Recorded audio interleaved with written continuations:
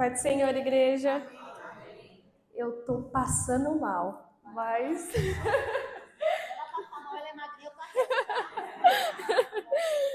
Mas que privilégio estar aqui mais uma vez para trazer uma palavra que não é minha e sim do Senhor. E que não seja nada sobre mim e tudo sobre Ele. Amém? Vamos abrir nossas Bíblias em João, capítulo 11. Aleluia, Jesus! Eu, esse ano, comecei um estudo em Romanos. E quando eu troquei esse dia com o Eliezer, na hora que eu comecei a estudar, eu falei, eu quero pregar Romanos, né? Vou pregar Romanos e mergulhando, e nada. E Deus me deu uma mensagem na segunda-feira retrasada, no culto no lar, na casa da Kimberly. E essa mensagem veio de novo ao meu coração e eu fiquei, não, mas eu quero pregar outra coisa. E não é nada sobre nós. E nós começamos a ver que é o Espírito Santo que quer falar com a igreja, não é a Duda que quer falar, não é que eu quero mostrar para vocês algo que eu estudei. É Deus que quer falar com a igreja. Então, se Ele me deu esta palavra, eu acredito que alguém que esteja aqui precisa ouvir, e que entre nos nossos corações, não sendo nada de mim. Amém? Em João 11, verso 1. Um homem chamado Lázaro estava doente. Ele vivia na cidade de Betânia, onde também vivia Maria e a sua irmã Marta. Versículo 3. Então Maria e Marta mandaram um recado a Jesus dizendo, Senhor, aquele a quem o Senhor ama está doente. Quando ouviu isso, Jesus disse, essa doença não é para a morte, mas para a glória de Deus, para que o Filho de Deus seja glorificado por ela. Jesus amava Marta, sua irmã Maria e Lázaro. Ainda assim, permaneceu por mais 2 dias no lugar onde estava, mesmo sabendo que Lázaro estava doente.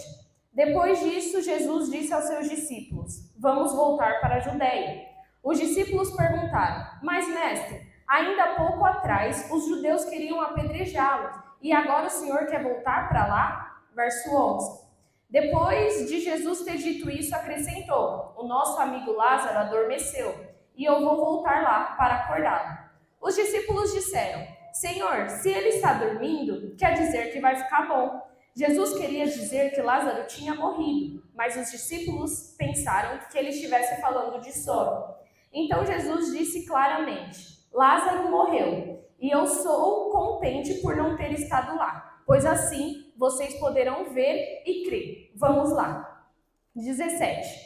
Quando Jesus chegou em Betânia, soube que Lázaro tinha sido enterrado há 4 dias. 19. E muitos dos judeus tinham ido para lá confortar Marta e Maria pela morte do seu irmão.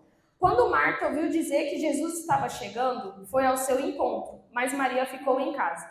Marta disse a Jesus, Senhor, se o Senhor estivesse aqui, o meu irmão não teria morrido. Mas sei que mesmo agora, Deus dará tudo o que o Senhor pedir.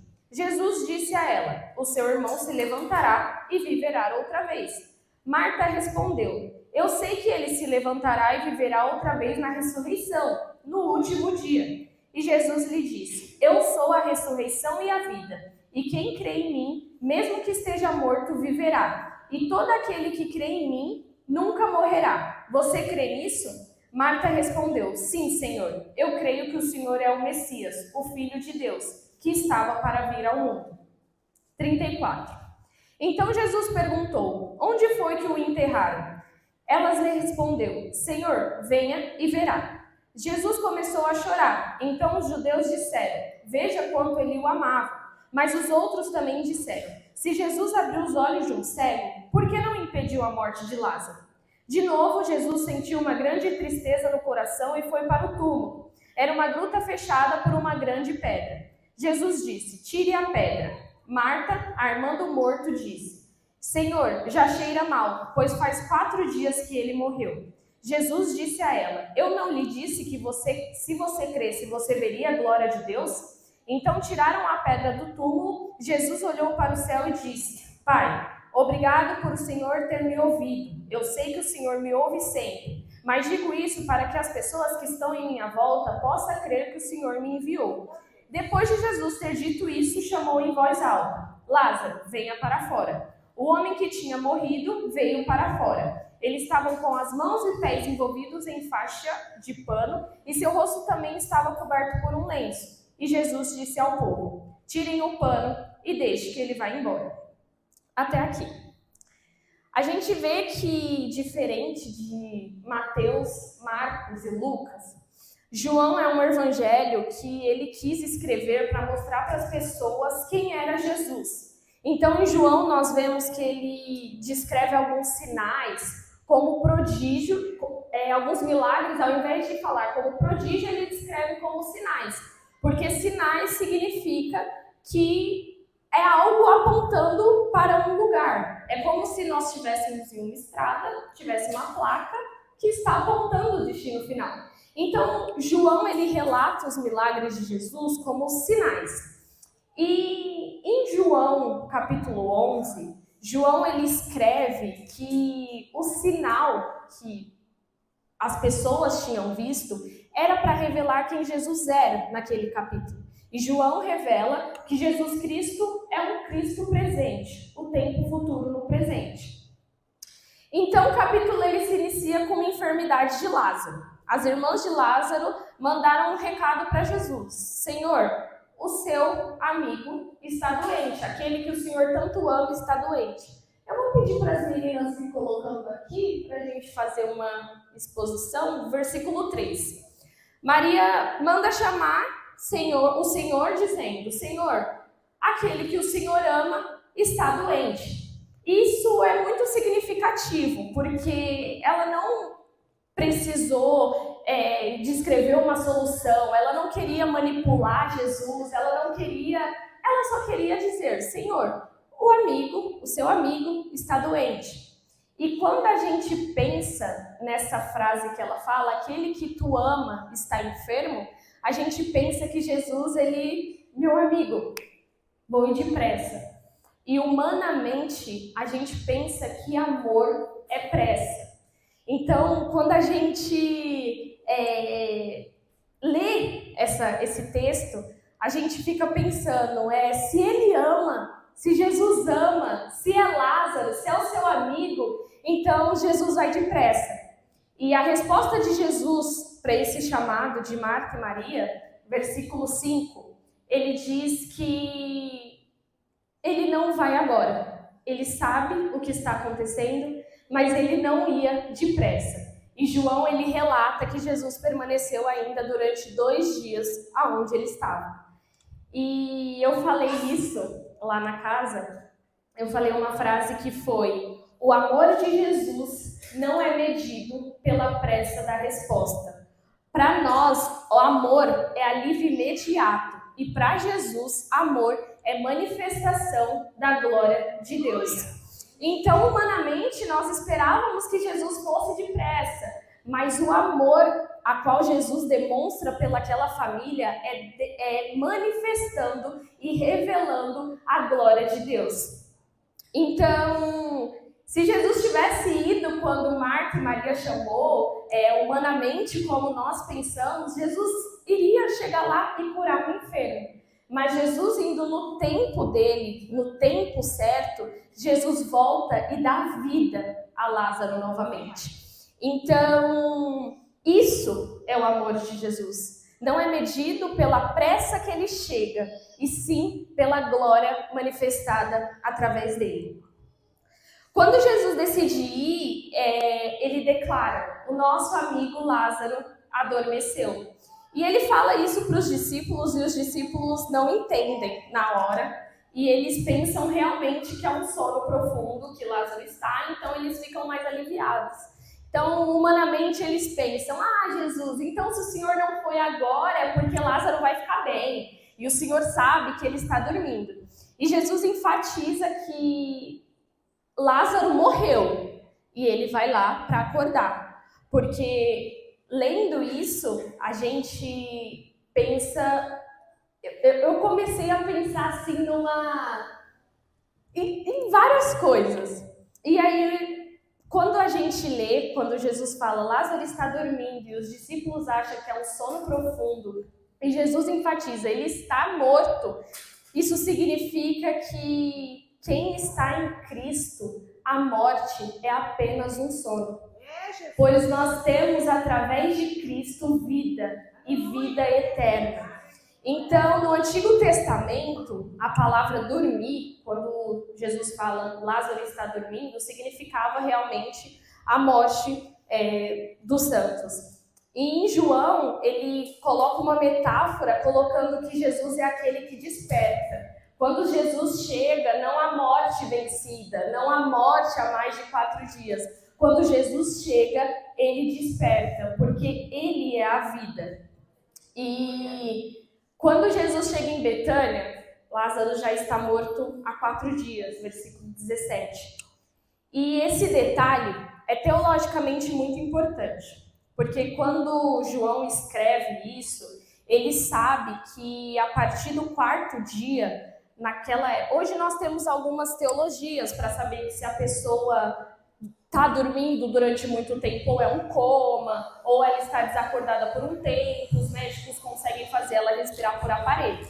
Naquela época, eles começavam a entender que o 1º, o 2º e o 3º dia, o espírito ainda estava pairando pelo aquele corpo. Então, se acordasse, acordou, ok, no 3º dia. A partir do 4º dia, naquela época, e até hoje, o corpo começa a entrar em estado de decomposição. Então, quando João escreve isso, ele poderia dizer, quando Jesus chegou, Lázaro estava morto. Mas quando ele escreve que ele estava morto há 4 dias, ele enfatiza que Lázaro começou a entrar em estado de decomposição. Então, humanamente, se a pessoa está morta e está entrando em estado de decomposição, não há mais nada ao que se fazer. Só que se Jesus ressuscitasse Lázaro no 1º, no 2º, tivesse ido depressa, Lázaro tivesse morrido e ainda fosse o 1º, 2º dia, os céticos poderiam dizer que Lázaro estava apenas dormindo. Então Jesus faz isso e João relata isso para mostrar que no 4º dia não tinha mais ação humana, só o poder revelado através de Cristo. E Lázaro ressuscita no 4º dia e o corpo dele já está em uma decomposição física. Então, a gente abre um parênteses aqui, vamos abrir um parênteses. A gente fala sobre Jesus ressuscitar Lázaro no 4º dia, a partir do momento em que já não existe mais ações humanas, porque o corpo já está em estado de decomposição, só que Cristo ele ressuscita no 3º dia. E a gente abre esse parênteses aqui porque Cristo ele ressuscitou no 3º dia por conta de uma profecia revelada no Salmos 10, versículo 16, que Davi fala que os santos não conheceria a decomposição humana, e Pedro vai falar novamente em Atos 2, quando ele está falando da ressurreição de Jesus.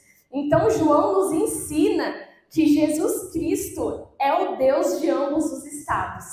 Ele pode restaurar quem já entrou em estado de decomposição e ele pode vencer a morte antes que ela comece a se manifestar no corpo. E aí a gente fecha esse parênteses, amém? Eu abri esse parênteses só para ficar entendível a ressurreição de Lázaro e a de Cristo. Voltando para o texto, no versículo 20. Vocês estão me entendendo, meus irmãos? Tô achando que eu estou falando rápido. Se eu estiver falando rápido, vocês falam, Duda! Volta, tá bom? No versículo 21, Marta diz, Senhor, se o Senhor estivesse aqui, o meu irmão não teria morrido. Marta, ao falar essa frase, ela cria num Jesus no passado. Ela crê que se Jesus estivesse lá, ela teria curado um enfermo, ele teria curado o enfermo, ele teria impedido a morte, ele teria restaurado um doente. Porém, o cenário muda, porque ela diz, se o Senhor estivesse aqui no passado, ela não crê mais que tem solução, porque Lázaro já está morto há 4 dias. E Jesus responde para ela, no 22, Não, no outro, Dani. Aí.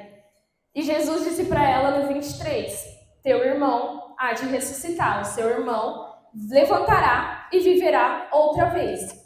E aí Marta, ela fala algo que teologicamente era estudado naquela época tinha os estudos, o método de pensamento dos fariseus também, que se levantaria no último dia. Esse último dia que ela quer dizer, ela está dizendo no dia do juízo, quando Jesus voltará e ressuscitará os mortos. Então era nisso que ela cria. Marta cria, através dessa frase de Jesus, que o seu irmão ressuscitaria no último dia. Só que ela esquece que o futuro que ela está pensando, o último dia, a ressurreição, a qual ela está falando baseada em algo futuro, já está no presente, na frente dela. Porque Jesus Cristo, ele é a ressurreição. Então, a ressurreição a qual eles pensavam que era um evento futuro do último dia, já é manifesto no presente através de Cristo. Então, ele responde no 25, eu sou a ressurreição e a vida, e quem crê em mim, mesmo que esteja morto, viverá. Ao dizer eu sou, Jesus está quebrando novamente o protocolo, porque eu sou era um nome de Deus, usado no Antigo Testamento, revelado por Moisés em Êxodo. Então, quando Jesus diz eu sou, ele acaba com a ideia que ele tem o poder de dar a vida. Ele começa a mostrar para Marta que ele é a vida, que o que ela pensa que é algo no futuro que vai acontecer, ele se revela no presente. E quando ele diz, quem crê em mim não morre, apenas dorme, ele está garantindo que ele é a própria vida e o próprio despertar. No Evangelho de João, o último dia, esse último dia que Marta está querendo dizer, que é o dia futuro, é relatado muitas vezes. E João mostra que aquilo que pertence ao último dia já foi revelado e invadiu o presente através de Jesus Cristo. Na última vez que eu ministrei aqui na quinta-feira, eu comentei que o reino de Deus que eles esperavam, o reino de Deus que estava por vir, já veio através de Cristo Jesus, mostrando que o reino já era manifesto a partir do momento em que ele se tornou carne, em que o Verbo se fez carne. Então, o reino de Deus está entre nós. O reino de Deus foi manifesto naquele momento, quando Jesus disse, eu sou a ressurreição. Lázaro, saia para fora. Então, tudo que os fariseus, que Marta, que Maria, que Lázaro pensava que viria no último dia, se revelou naquele momento. Porque ele não há de vir, ele já veio. Ele não está longe, ele está perto. Ele não é distante, ele é agora. Ele é presente, ele é futuro e ele sempre é tudo. Ele é o alfa, o ômega, o início e o fim. E quando Jesus ressuscita Lázaro, acontece um milagre. Óbvio, uma ressurreição, um milagre. Lázaro saia para fora. Mas João 11, ele é mais que um milagre. Ele se torna um sinal nítido para a cruz. Porque ao dar vida novamente para Lázaro, Jesus inicia o seu caminho até a cruz. Vamos ler do 45 ao 57. Aleluia, Jesus. No 45 diz, muitos dos judeus tinham ido com Maria e visto o que Jesus tinha feito e creram nele. Porém, outros foram contar aos fariseus o que Jesus tinha feito. Então os líderes dos sacerdotes e do conselho superior dos judeus perguntaram, o que devemos fazer? Este homem está fazendo muitos milagres. Se deixarmos que ele continue fazendo essas coisas, todos vão crer nele. e os romanos virão e destruirão o nosso templo e a nossa nação. Porém, estava entre eles um sumo sacerdote daquele ano, Caifás, e ele disse: vocês não entendem nada. Vocês não percebem que é muito melhor que um homem morra no lugar do povo do que uma nação inteira ser destruída. Caifás não disse isso de si mesmo. Sendo o sumo sacerdote daquele ano, ele estava profetizando que Jesus teria que morrer pela nação dos judeus. E não só por ela, mas também por todos os filhos de Deus espalhados pelo mundo. E todos seriam um só povo. A partir daquele dia, eles começaram a planejar uma maneira de matar Jesus. Por já não poder mais andar livremente entre os judeus, Jesus saiu dali. Ele foi para uma cidade chamada Efraim, perto do deserto, e ali ficou com os seus discípulos. Estava próximo à festa das Páscoas dos judeus. Muitas pessoas do campo foram para a cidade de Jerusalém antes da festa para se purificar. E o povo procurava Jesus no templo e perguntava uns aos outros: será que ele virá para a festa? O que vocês acham? Mas os líderes do sacerdote e dos fariseus tinham dado uma ordem, que se alguém soubesse que Jesus estava ali, deveria informá-lo para que pudessem prendê-lo. Então, a partir do momento que Jesus dá a vida a Lázaro, existe um sinal. João relata os milagres como sinal. Em João 11, existe um sinal que apontava para a cruz.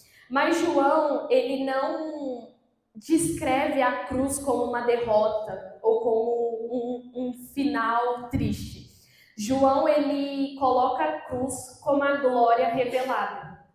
Então, os milagres que João trata como sinais apontam para a cruz. Então, a cruz é uma glória revelada. Então, ressuscitar Lázaro apontou para a cruz, apontou para a glória revelada. E a morte de Jesus na cruz nos une ao Pai. Ele nos torna um, e sendo um com Ele, nós recebemos vida. Não apenas depois do funeral. Nós não recebemos a vida depois que nós fechamos os olhos nessa terra. Nós não recebemos a vida a partir do momento que a gente morre. Nós recebemos a vida a partir do momento que nós cremos em Jesus. E a vida a qual a gente pensa que é futura, a partir do momento que fecharmos os olhos, ela já existe no presente. Pois a partir do momento que nós confessamos que Jesus é o nosso único e suficiente Salvador, nele nós temos vida. E a vida futura é manifesta no nosso presente. Então, o Evangelho anunciado não fala somente de uma vida futura, mas de uma vida eterna presente, vivida agora em Cristo, através da cruz. Através do sangue de Jesus na cruz, nós temos vida. E nós temos que parar com esse pensamento de que a nossa vida eterna começa a partir do momento em que morrermos para este corpo. A nossa vida eterna já começou. Jesus já morreu na cruz para nos dar a vida eterna. Amém? Cristo não apenas nos levará para a vida um dia. Ele nos deu a vida agora. Por isso, a nossa esperança cristã não é apenas uma expectativa que as coisas melhorem no futuro. É a segurança de uma ressurreição que foi manifesta através de Cristo na cruz. Ele é a vida. E para concluir, João 11 não é apenas uma narrativa funerária, nem simples milagre de restauração. É a grande proclamação que Cristo governa o tempo, Cristo redefine a morte, Cristo antecipa o futuro no presente, Cristo é a própria ressurreição e Cristo manifesta a glória no caminho da cruz.